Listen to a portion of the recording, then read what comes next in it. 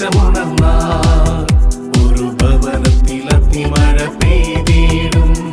പരിശുദ്ധാത്മാവേ കൃപ ചൊരിയണമേ, പരിശുദ്ധാത്മാവേ ശക്തി പകരണമേ.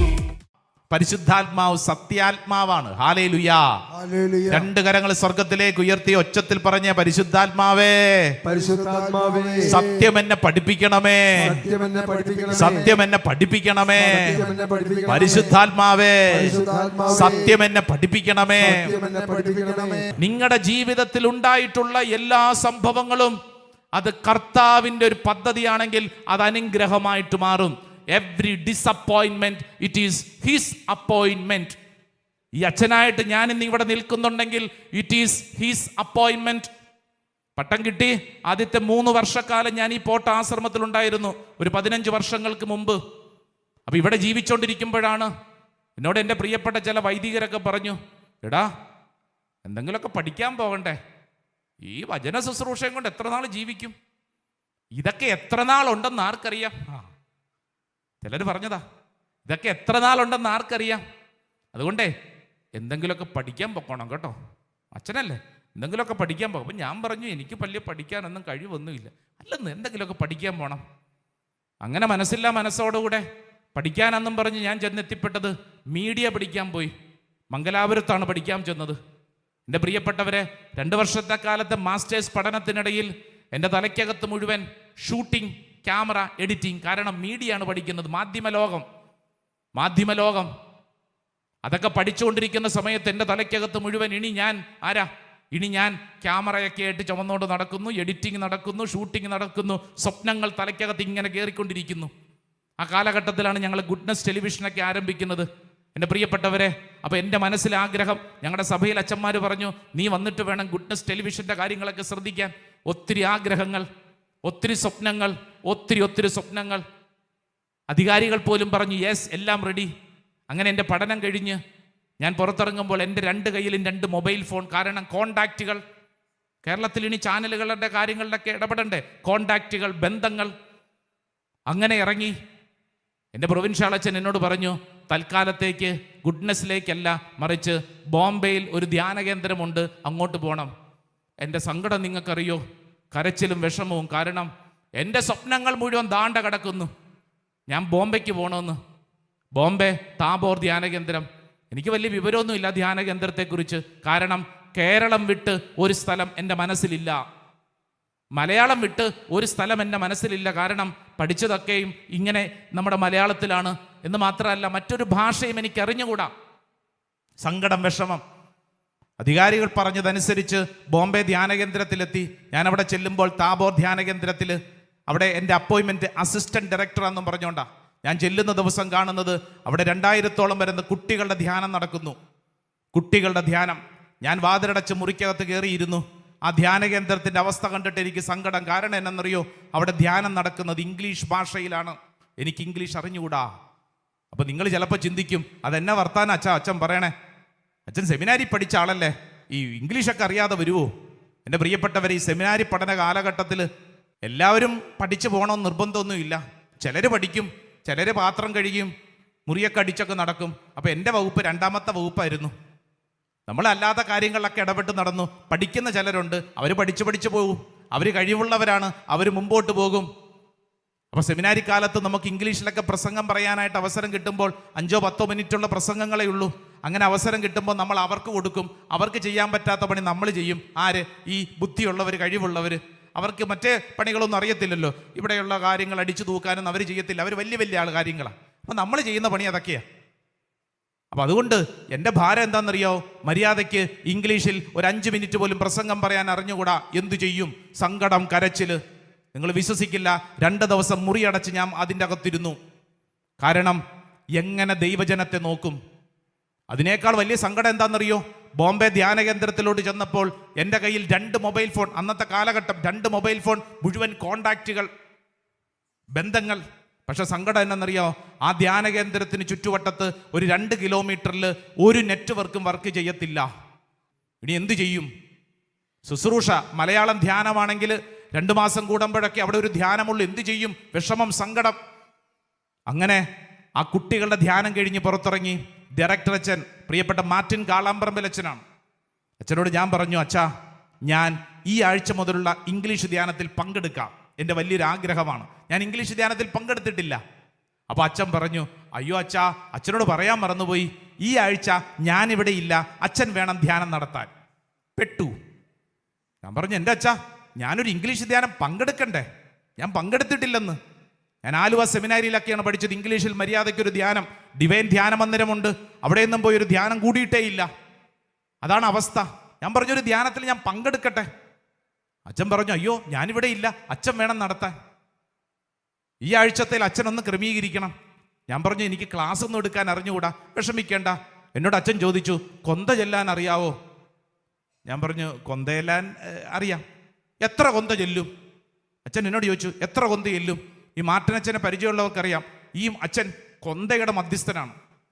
തുടർച്ചയായിട്ട് കൊന്ത ചെല്ലും. അപ്പം എന്നോടുള്ള ചോദ്യം, എത്ര കൊന്ത ചെല്ലും? അപ്പം ഞാൻ പറഞ്ഞു, ഒരു കൊന്തയൊക്കെ. ഒരു കൊന്തയോ? കൊള്ളാം. എന്നാൽ ഒരു കാര്യം ചെയ്യ്, 4 കൊന്ത പോയി ചെല്ല്. എന്നിട്ട് നാളെ രാവിലെ 6:30 മുതൽ 8:30 വരെ സിൻ, പാപത്തെക്കുറിച്ചൊരു ക്ലാസ് എടുക്കണം. ഞാൻ പറഞ്ഞു, എൻ്റെ അച്ഛാ, പാപം ചെയ്യാനേ അറിയാവൂ, പാപത്തെക്കുറിച്ച് ക്ലാസ് എടുക്കാൻ ഇംഗ്ലീഷിൽ എനിക്ക് പറ്റത്തില്ല. അച്ഛൻ പറഞ്ഞു, വേറെ മാർഗമൊന്നും ഇല്ല, ഞാനിവിടെ ഇല്ല, അച്ഛൻ വേണം നടത്താൻ. എന്നിട്ട് എന്നോട് പറഞ്ഞു, പോയി കൊന്തയെല്ലാം പറഞ്ഞു. ഞാൻ അവിടെ ഇരുന്നു, വിഷമിച്ചു, കണ്ണുനീരോടുകൂടെ അൾത്താരയുടെ പുറകിലിരുന്ന് കരയാൻ തുടങ്ങി, വിഷമിക്കാൻ തുടങ്ങി. എന്തു ചെയ്യും? ഞാൻ ആ രാത്രിയിൽ അവിടെ ഇരുന്നു കൊണ്ട് 4 കൊന്ത, എൻ്റെ ജീവിതത്തിൽ ആദ്യമായിട്ട് 4 കൊന്ത അടുപ്പിച്ച് ചെല്ലി. ഈ കൊന്ത ചൊല്ലി കഴിഞ്ഞപ്പോൾ ഉണ്ടല്ലോ, വല്ലാത്തൊരാശ്വാസം, ഭയങ്കര ഒരു ആത്മവിശ്വാസം. ഞാൻ മുറി വന്നു, രാത്രി 11 മണിയായിട്ടുണ്ട്. മുറി വന്ന് എൻ്റെ പുസ്തകങ്ങളൊക്കെ തുറന്നു നോക്കി, ഇംഗ്ലീഷിൽ എന്തെങ്കിലും പുസ്തകമുണ്ടോ? ഒന്നുമില്ല. അവസാനം തപ്പിയെടുത്ത് വന്നപ്പോൾ ഒരു കൊച്ചു പുസ്തകം കിട്ടി. ബഹുമാനപ്പെട്ട മാത്യു നായ്ക്കമ്പറമ്പിലച്ഛൻ എഴുതിയ ഒരു പുസ്തകം, വചനാഭിഷേകം, മലയാളം പുസ്തകം, അതിൻ്റെ ട്രാൻസ്ലേഷൻ. എനിക്ക് ഭയങ്കര സന്തോഷമായി. ഞാൻ നോക്കുമ്പോൾ 1-ാമത്തെ പേജിൽ ഗോഡ്സ് ലവ്, 2-ാമത്തെ പേജിൽ ഫോർഗീവ്നെസ്, 3-ാമത്തെ പേജിൽ സിൻ, പാപം. നോക്കുമ്പോഴത്തേക്ക് ഒരു 15 വചനങ്ങൾ അതിൻ്റെ തൊട്ട് താഴത്ത്, വേറെ ഒന്നുമില്ല, 15 വചനങ്ങൾ മതി. ഭയങ്കര സന്തോഷം. പിറ്റേ ദിവസം രാവിലെ 6:30 ക്ലാസ് എടുക്കാൻ വേണ്ടി സ്റ്റേജിൽ കയറി നിന്നു. എന്താ പറയേണ്ടെന്ന് അറിഞ്ഞുകൂടാ. വചനം മുമ്പിലുണ്ട്. ഞാൻ വചനം വായിക്കും, അതിനുശേഷം അവരെ കൊണ്ട് വായിപ്പിക്കും, അതിനുശേഷം ഞാനും അവരും കൂടെ വായിക്കും. രാവിലെ 6:30 മുതൽ 8:30 വരെയുള്ള പരിപാടിയാണ്. ഞാൻ വചനം വായിക്കും, ദൈവജനം വായിക്കും, അതേ വചനം ഞങ്ങൾ ഒരുമിച്ച് വായിക്കും. കാരണം ഇതിൻ്റെ ഇടയ്ക്ക് പറയാൻ എനിക്ക് അറിഞ്ഞുകൂടാ. കരമുയർത്തി ഹല്ലേലൂയ എന്ന് പറയാൻ, ഇംഗ്ലീഷിൽ പറയാൻ എനിക്ക് അറിഞ്ഞുകൂടാ. ഇതാണ് എൻ്റെ അവസ്ഥ, സങ്കടവും ഭാരവും. എന്നാൽ ഏകദേശം ഒരു 2 മണിക്കൂറോളം ഈ ഒരു ശുശ്രൂഷ, ഞാൻ വചനം പറയും, ദൈവജനം പറയും, ഞങ്ങൾ ഒരുമിച്ച് പറയും. ഈ ക്ലാസ് കഴിഞ്ഞ ഉടനെ തന്നെ അൾത്താരയുടെ പുറകിൽ ഒരു സങ്കീർത്തിയുണ്ട്. എനിക്ക് നാണക്കേട് കാരണം ഞാൻ ഓടി അവിടെ പോയിരുന്ന് ഇങ്ങനെ കരഞ്ഞ് പ്രാർത്ഥിക്കുക, കർത്താവേ, എന്തിനാ എന്നെ ഇവിടെ കൊണ്ടുവന്നേ? മര്യാദയ്ക്ക് ഞാൻ കേരളത്തിൽ എവിടെയെങ്കിലുമൊക്കെ ജീവിച്ചോളൂ, ഇവിടെ എന്തിനാ കൊണ്ടുവന്നേ? ഞാൻ അങ്ങനെ കരഞ്ഞുകൊണ്ടിരിക്കുമ്പോൾ ഒരു ചേച്ചി എന്നെ കാണാൻ വേണ്ടി വന്ന് ധ്യാനം കൂടിക്കൊണ്ടിരിക്കുന്ന ഗോവയിൽ നിന്ന് വന്നൊരു സ്ത്രീയാണ്. ആ സ്ത്രീ എൻ്റെ അടുക്ക വന്നിട്ട് പറഞ്ഞു, father, it was so wonderful. ഞാൻ ചോദിച്ചു, വണ്ടർഫുള്ളോ? എന്ത് വണ്ടർഫുള്ള്? ഫാദർ, അച്ഛൻ ക്ലാസ് എടുത്തുകൊണ്ടിരുന്നപ്പോൾ എൻ്റെ കണ്ണിലൂടെ കണ്ണുനീര് വരികയായിരുന്നു. ഞാൻ അത്ഭുതം, ദൈവമേ, ഞാനൊന്നും പറഞ്ഞില്ലല്ലോ. ഫാദർ, ആ വചനം ഇങ്ങനെ പറഞ്ഞുകൊണ്ടിരിക്കുമ്പോൾ കണ്ണിൽ നിന്ന് കണ്ണുനീര് വന്നു. ഞാൻ അത്ഭുതപ്പെട്ടു, ദൈവമേ, ഇതെങ്ങനെ? കാരണം ഞാനൊന്നും പറഞ്ഞില്ലെന്ന്. വചനം പറയുന്നു, അവർ പറയുന്നു, ഒരുമിച്ച് പറയുന്നു, വേറെ ഒന്നുമില്ല. ഇതിനിടയിൽ എങ്ങനെ കണ്ണുനീര് വരും? അപ്പോഴാണ് പരിശുദ്ധാത്മാവ് പറഞ്ഞത്, അതാണ് വചനത്തിൻ്റെ ശക്തി. നമ്മൾ പറയുന്ന കഥയും ഉപകഥകളൊന്നുമല്ല, മറിച്ച് വചനത്തിൻ്റെ ശക്തി. വചനം പറയുമ്പോൾ കണ്ണുനീര് വരുന്നു. ഒരു സ്ത്രീക്ക് പുറകെ 3-4 പേര് വന്നിട്ട് പറഞ്ഞു, ഫാദർ, എനിക്ക് റിപ്പൻറ്റൻസ് കിട്ടി, എനിക്ക് ആ കൃപ കിട്ടി, ഈ കൃപ കിട്ടി. എനിക്ക് ഭയങ്കര ആത്മവിശ്വാസം. എൻ്റെ പ്രിയപ്പെട്ടവരെ, 4 കൊന്ത, ഇങ്ങോട്ട് നോക്കിക്കേ, നിവർന്നിരുന്നേ, 4 കൊന്ത. ഇത് ചൊല്ലിയാ കിട്ടുന്ന ആത്മവിശ്വാസം അന്ന് ഞാൻ പഠിച്ചു. Praise the Lord, hallelujah. I was disappointed, I was totally disappointed. Bombay Tabor ധ്യാന കേന്ദ്രത്തിലെ 3-4 മാസങ്ങൾ ഞാൻ നിരാശയും ദുഃഖവും കണ്ണുനീരും. എന്നാൽ it was A training for me. കർത്താവിനെ പഠിപ്പിക്കുകയായിരുന്നു. പ്രായോഗിക പരിശീലനം. കഴിവില്ലല്ലോ, ഗുണമില്ലല്ലോ, നിന്റെ ആത്മവിശ്വാസമൊക്കെ തകർന്നു തീർന്നില്ലേ? ഇനി നിന്നെ കർത്താവ് പഠിപ്പിക്കും. ആ 3-4 മാസങ്ങൾക്കുള്ളിലാണ് കർത്താവ് എന്നെ വചനം പഠിപ്പിച്ചത്, ജീവിതത്തെ പഠിപ്പിച്ചത്. ഈസും മാസും അങ്ങോട്ടും ഇങ്ങോട്ടും മാറ്റിമറിച്ചുകൊണ്ട് പറഞ്ഞുകൊണ്ടിരിക്കുന്ന എന്നെ കൊണ്ട് കർത്താവ് പല സ്ഥലങ്ങളിൽ, നിങ്ങൾ വിശ്വസിക്കാൻ നിറഞ്ഞുകൂടാ, അമേരിക്കയിലും UK-യിലും പോയി ഇംഗ്ലീഷിൽ പോലും ധ്യാനം നടത്തിച്ചു. അതിനുശേഷം ബോംബെയിൽ നിന്ന് പിന്നീട് ഡൽഹി ധ്യാന മന്ദിരത്തിൽ 7-8 വർഷക്കാലം കറങ്ങിത്തിരിഞ്ഞ് വീണ്ടും ഇവിടെ കൊണ്ടുവന്നപ്പോൾ മനസ്സിലാവുന്നുണ്ടോ? പരിശുദ്ധാത്മാവ്, സത്യാത്മാവ് ഇതിങ്ങനെ കറക്കും. ഞാനിവിടെ ഈ അൾത്താരയുടെ മുമ്പിൽ നിന്ന് നിങ്ങളോട് ഇത് പറയുമ്പോൾ എൻ്റെ ഉള്ളിൽ നല്ല വിശ്വാസവും ബുദ്ധിയുമാണ്. നിന്റെ ജീവിതത്തിൽ നീ അനുഭവിക്കുന്ന ഏത് കണ്ണുനീരും ദുഃഖവും, ഇറ്റ് ഈസ് ഹിസ് അപ്പോയിൻമെന്റ്. നിനക്കത് മനസ്സിലാകും. കർത്താവ് നിന്നെ പഠിപ്പിക്കും. കുറേ കണ്ണുനീരിലൂടെ നീ പോകേണ്ടി വരും. കുറെ ഒറ്റപ്പെട്ട അനുഭവത്തിൽ നീ ഇരിക്കേണ്ടി വരും. ചില കണ്ണുനീരുണ്ടാവുന്ന നല്ലതാന്ന്. ഒറ്റപ്പെട്ട് അവിടെ ഇരുന്നുകൊണ്ട് വിഷമിച്ചില്ല, ഒരു മനുഷ്യൻ പോലും കൂടെ ഇല്ലല്ലോ. കൂടെ ഉണ്ടാവും എന്നൊക്കെ നമ്മുടെ തോളത്ത് കൈയിട്ടോണ്ട് കുറെ പേര് പറഞ്ഞല്ലോ. ആരെങ്കിലും ഉണ്ടായോ? ഒരൊറ്റ മനുഷ്യനും ഉണ്ടാവില്ല നിന്റെ ജീവിതത്തിന് സങ്കടകാലത്ത്. കൃത്യമായിട്ട് പരിശുദ്ധാത്മാവ് പറയുന്നു, ഇറ്റ് ഈസ് എ ട്രെയിനിങ്.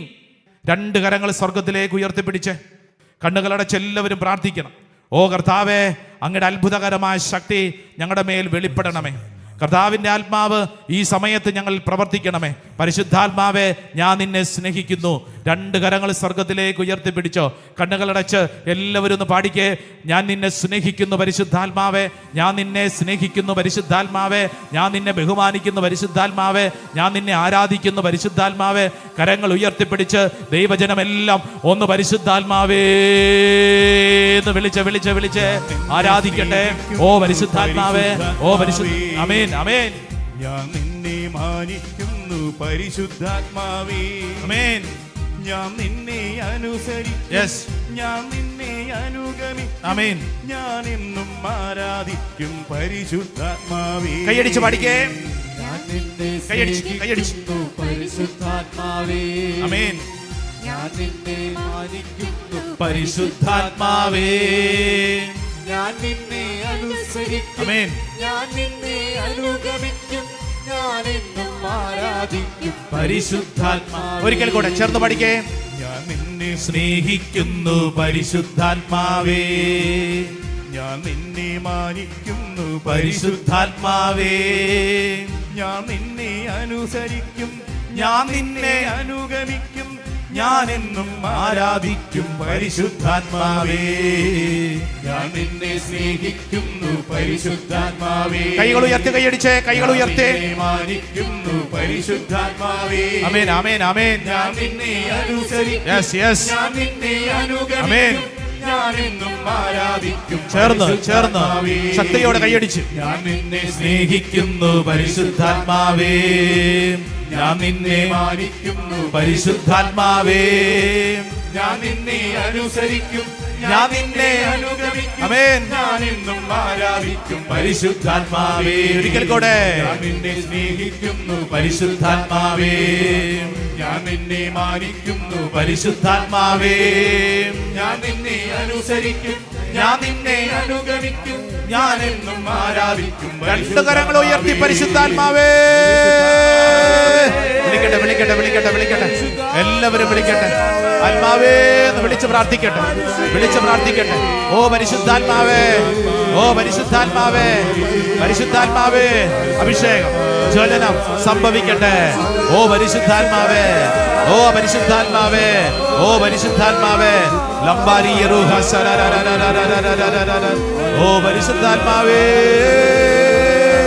ഓ പരിശുദ്ധാത്മാവേ, പരിശുദ്ധാത്മാവേ, പരിശുദ്ധാത്മാവേ, പരിശുദ്ധാത്മാവേ, പരിശുദ്ധാത്മാവേ, പരിശുദ്ധാത്മാവേ, പരിശുദ്ധാത്മാവേ, പരിശുദ്ധാത്മാവേ, പരിശുദ്ധാത്മാവേ, പരിശുദ്ധാത്മാവേ, പരിശുദ്ധാത്മാവേ. ഹല്ലേലൂയ, ആരാധന പരിശുദ്ധാത്മാവേ, പരിശുദ്ധാത്മാവേ. 2 കരങ്ങൾ നെഞ്ചോട് ചേർത്ത് കണ്ണടച്ച് പ്രാർത്ഥിച്ച്. പരിശുദ്ധാത്മാവേ, ഞാൻ നിന്നെ സ്നേഹിക്കുന്നു. പരിശുദ്ധാത്മാവെ, ഞാൻ നിന്നെ ബഹുമാനിക്കുന്നു. പരിശുദ്ധാത്മാവെ, ഞാൻ നിന്നെ ആരാധിക്കുന്നു. ഞാൻ എന്നും അനുസരിക്കും പരിശുദ്ധാത്മാവെ. കണ്ണുകളടച്ച് ഉള്ളിൻ്റെ ഉള്ളിൽ ഇതിങ്ങനെ ആവർത്തിച്ച് പറയണം. ഭാരപ്പെടുന്ന ഓരോ വിഷയത്തിലും പരിശുദ്ധാത്മാവ് അനുഗ്രഹിക്കുന്നു. അനേക കുടുംബങ്ങളിൽ പരിശുദ്ധാത്മാവ് അത്ഭുതകരമായിട്ട് ഇടപെടുകയാണ്. വചനം കേട്ടുകൊണ്ടിരുന്നപ്പോൾ തന്നെ അനേകരുടെ ഹൃദയം ജ്വലിക്കുകയായിരുന്നു. പരിശുദ്ധാത്മാവിൻ്റെ അതിശക്തമായ പ്രവർത്തനം നിന്റെ ജീവിതത്തെ പരിശുദ്ധാത്മാവ് വിശുദ്ധീകരിക്കുന്നു. അതിശക്തമായ ഒരു പുതിയ അഭിഷേകം നിന്നിലേക്ക് ചൊരിയപ്പെടുന്നു. യെസ്, പരിശുദ്ധാത്മാവ് നിന്നിൽ ഇടപെടുന്നു. എൻ്റെ മകൻ്റെ ജീവിതത്തിൽ എന്തുകൊണ്ട് ഇങ്ങനെയെന്ന് ചിന്തിച്ചുകൊണ്ട് ഒരപ്പൻ ഇങ്ങനെ വിഷമിച്ച് പ്രാർത്ഥിക്കുന്നു. അപ്പാ, അപ്പൻ്റെ കണ്ണുനീരിന് ഉത്തരവുണ്ട് കേട്ടോ, വിഷമിക്കണ്ട കേട്ടോ, ഇതൊരു അനുഗ്രഹമായിട്ട് മാറുമെന്ന്. എവ്രി ഡിസപ്പോയിൻമെന്റ് ഈസ് ഹിസ് അപ്പോയിൻമെന്റ്. നിന്റെ കണ്ണുനീര് കാണുന്ന ദൈവം അതിനൊരു ഉത്തരം നൽകും. യെസ്, നിന്റെ കൺവെട്ടത്ത് തന്നെ അത് കാണും. അപ്പൻ്റെ കണ്ണുനീരിന് ഉത്തരമുണ്ട്. വിശ്വസിച്ച് പ്രാർത്ഥിച്ചോളൂ. കർത്താവിൻ്റെ കാരുണ്യമാണ് നിന്നിൽ ഒഴുകുന്നത്. എൻ്റെ സഹോദര സഹോദരി, നിന്റെ സങ്കടം കർത്താവ് കാണുന്നു. ഈ വിഷയത്തിൽ പരിശുദ്ധാത്മാവ് ഇടപെടും. പരീക്ഷയ്ക്ക് പലതവണ എഴുതിയിട്ട് തോറ്റുപോയല്ലോ എന്ന് സങ്കടം വിഷമിക്കണ്ട. കർത്താവ് നിന്നിൽ ഇടപെടും. കർത്താവ് നിന്നിൽ ഇടപെടും. വിദേശത്തുള്ള മകന്റെ കുടുംബത്തിന് വേണ്ടി പ്രാർത്ഥിക്കുന്ന ഒരമ്മ, മകൻ കല്യാണം കഴിഞ്ഞിട്ട് ഇത്രയും നാളായി, കുഞ്ഞില്ലല്ലോ എന്നൊരു ദുഃഖം. അമ്മ പ്രാർത്ഥിക്കുന്നു, എൻ്റെ അമ്മേ, ആ മകനിലും മകന്റെ ഭാര്യയിലും പരിശുദ്ധാത്മാവ് നിറയാൻ പ്രാർത്ഥിച്ചേ. അതൊരു അത്ഭുതമായിട്ട് മാറട്ടെ. പരിശുദ്ധ അമ്മയിൽ നിറഞ്ഞു നിന്നിരുന്ന അതേ അഭിഷേക ശക്തി അവരിൽ നിറയട്ടെ. യേശുവിന്റെ വാഗ്ദാനമായ പരിശുദ്ധാത്മാവ് എല്ലാവരിലും നിറയപ്പെടാൻ ആഗ്രഹിക്കണം. വിശ്വസിച്ച് പ്രാർത്ഥിക്കണം. ഭാരപ്പെടേണ്ട. സ്ഥല വിൽപ്പനയെ തുടർന്ന് വല്ലാത്ത ഭാരത്തിലല്ലേ, നീ വിഷമിക്കേണ്ട. കർത്താവ് നിന്നിൽ ഇടപെടും. ഗർഭിണിയായ ഒരു സ്ത്രീയെ പരിശുദ്ധാത്മാവ് ചേർത്ത് പിടിക്കുന്നു. ഭാരപ്പെടേണ്ട. ആ സ്ത്രീയുടെ ഉള്ളിൽ വല്ലാത്തൊരു വിഷമമുണ്ട്. നാളുകൾക്ക് മുമ്പ് ഇതുപോലെ തന്നെ ഗർഭവതിയായി, പിന്നീട് ആ കുഞ്ഞ് നഷ്ടപ്പെട്ടു. പിന്നീട് പേടിയാണ്, ഭയമാണ്, ദുഃഖമാണ്, നിരാശയാണ്. ഈ കുഞ്ഞ് ഇതൊരു അനുഗ്രഹമാണ്. നീ വിഷമിക്കല്ലേ. പരിശുദ്ധാത്മാവാണ് നിന്നെ ഭരിക്കുന്നത്. നീ ഇത് ഏറ്റെടുത്ത് പ്രാർത്ഥിക്കണം. പരിശുദ്ധാത്മാവാണ് നിന്നെ ഏറ്റെടുക്കുന്നത്. ഓരോ വ്യക്തിയും തങ്ങളുടെ ജീവിതത്തെ പരിശുദ്ധാത്മാവിന് കൊടുക്കണം. 2 കരങ്ങൾ ശിരസിൽ കമഴ്ത്തി വെച്ച് കണ്ണുകളടച്ച്, ഞാൻ നിന്നെ സ്നേഹിക്കുന്നു പരിശുദ്ധാത്മാവെ, ചേർന്ന് ആഗ്രഹിച്ച് പ്രാർത്ഥിച്ചേ. ഞാൻ നിന്നെ സ്നേഹിക്കുന്നു പരിശുദ്ധാത്മാവേ, ഞാൻ നിന്നെ മാനിക്കുന്നു പരിശുദ്ധാത്മാവേ, ഞാൻ നിന്നെ അനുസരിക്കും, ആമേൻ. ഞാൻ നിന്നെ അനുഗമിക്കും, ഞാൻ എന്നും ആരാധിക്കും പരിശുദ്ധാത്മാവേ. വിശ്വസിക്കട്ടെ. ഞാൻ നിന്നെ സ്നേഹിക്കുന്നു പരിശുദ്ധാത്മാവേ, ഞാൻ നിന്നെ മാനിക്കുന്നു പരിശുദ്ധാത്മാവേ, ആത്മാവേ, ഞാൻ നിന്നെ അനുസരിക്കും, ഞാൻ നിന്നെ അനുഗമിക്കും, ആമേൻ. ഞാൻ എന്നും ആരാധിക്കും പരിശുദ്ധാത്മാവേ. നെറ്റിയിൽ കുരിശടയാളം വരച്ചത് ക്ലെയിം ചെയ്യുക. ഇതെന്റെ ജീവിതത്തിൽ സംഭവിക്കട്ടെ. നെറ്റിയിൽ ഒരു കുരിശടയാളം വരച്ച്, കർത്താവെ, ഇതെന്റെ ജീവിതത്തിൽ സംഭവിക്കട്ടെ. ഈ ആലയത്തിൽ നിന്ന് പോകുന്നതിന് മുമ്പ് കർത്താവെ, എനിക്കൊരടയാളം തന്നെ അനുഗ്രഹിക്കണമേ. ഹല്ലേലൂയാ. എൻ ദേശമുണർന്നാൽ ഒരു ഭവനത്തിൽ അഗ്നിമഴ പെയ്തിടും. പരിശുദ്ധാത്മാവേ, കൃപ ചൊരിയണമേ. പരിശുദ്ധാത്മാവേ,